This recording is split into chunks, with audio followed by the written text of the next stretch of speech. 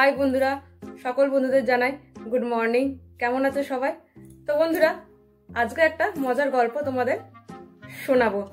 তো আজকে সকালবেলা একটা মজার কাণ্ড ঘটে যায়।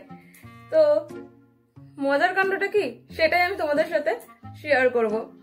তো আজকে সকালে ঘুম থেকে উঠে দেখি যে আমাদের ওই পাশের বাড়ির কাকিমা একবার ঘরে ঢুকছে আর বেরোচ্ছে, একবার ঢুকছে আর বেরোচ্ছে। তো আমার ব্যাপারটা বেশ অদ্ভুত লাগলো।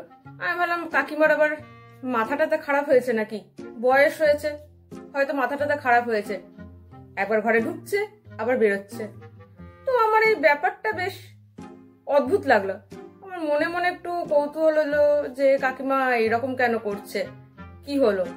তো যাই হোক, আমি ফ্রেশ হয়ে গেলাম পাশের বাড়ির কাকিমার কাছে জানতে যে ব্যাপারটা কি, মাথা খারাপ হলো না অসুস্থ।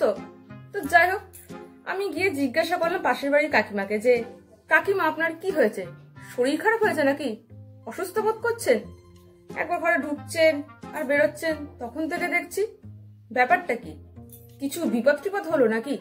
তখন পাশের বাড়ি কাকিমা আমাকে যেটা বললো যে হ্যাঁ বলতে পারো, এক প্রকার বিপদই হয়েছে।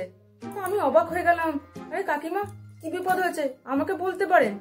তো তখন কাকিমা আমাকে বলল যে আর বলো না, আমার ছেলের বউ কোন একটা চ্যানেল কে জানে, সেই চ্যানেলে যোগ ব্যায়াম দেখাচ্ছে।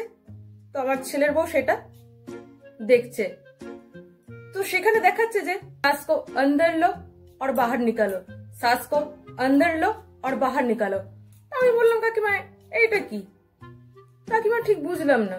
তখন কাকিমা আমাকে বলল যে এই কথা শুনে আমার ছেলের বউ আমাকে একবার আমাকে বের করে দিচ্ছে, একবার ঘরে ঢোকাচ্ছে। তোরা কি বলবো, আমি তো ওখানে হাসতে হাসতে পাগল, তাহলে কাকিমার সাথে সাথে আমিও পাগল হয়ে যেতাম। তো বন্ধুরা, গল্পটা কিরকম লাগলো আমাকে অবশ্যই জানাবে, সাথে থাকো, আরো মজার মজার গল্প তোমাদের আমি শোনাতে থাকবো। তো চলো, টাটা।